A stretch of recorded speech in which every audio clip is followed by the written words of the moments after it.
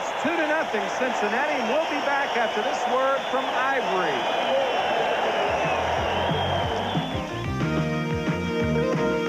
So it's Ed Smith of NYU who's on the Heisman Trophy. All right. Tim Tuffle with a base hit down the line, and Santana will score.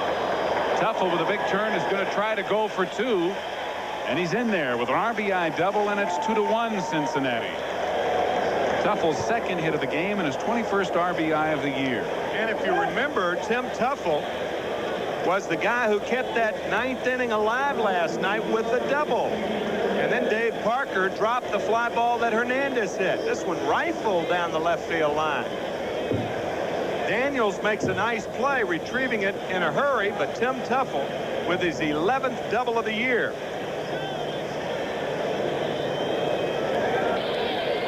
There he goes. Fastball, strong throw, out at second base. Hands off the thighs, he might have made it. No runs, no hits, no errors, and nobody left. Let's take another look at it. Well, he didn't have a real big lead, and it looked originally like he actually is in there ahead of the tag. Looked like his hands hit the bag before Santana made the tag. Eric Gregg making the call. It is a very close play, but Daniels is out of there. Reds fail to score in the fifth. It's 2-1 Cincinnati after 5, and we'll be back after this word from Burger King. Made a nice play there, getting out in front of that breaking ball in the dirt. 2-0 pitch, and Mitchell hits it to deep center field, way back. Going back is Milner. It is gone. Goodbye. The Mets take the lead, 3-2.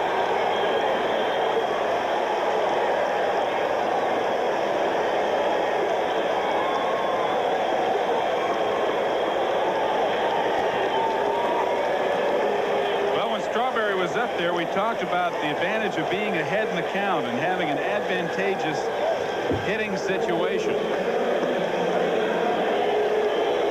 Kevin Mitchell, who had a base hit earlier off the left-handed starter Browning, now facing right-handed pitching and a fastball, I mean the sweet part of the plate.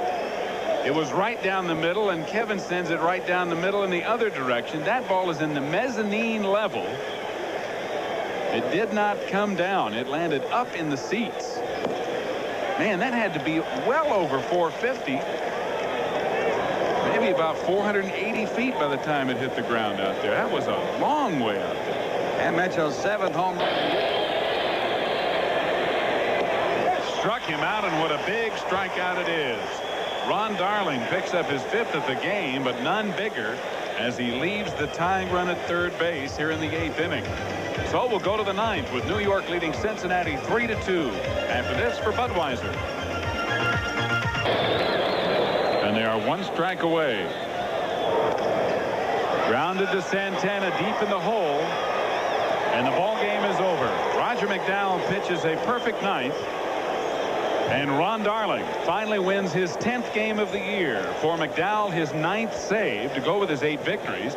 Darling is now 10-3, and all 4 Mets starters are in double figures in the win column. Tom Browning, who started the ball game, does not get the victory. He pitched the first 7 innings. And Ron Robinson, who allowed a 2-run home run to Kevin Mitchell in the 8th inning, loses for the first time this year. Robinson is now 7-1. And the Mets lead Montreal by 14.5 games, the biggest divisional lead since 1976, when the Phillies led by 15 games over the Pirates on August 26th of that year. Ron Oster sitting rather dejectedly in the Cincinnati dugout as the Reds have been swept here at home, and the Mets return the favor for the sweep the Reds pulled at Shea Stadium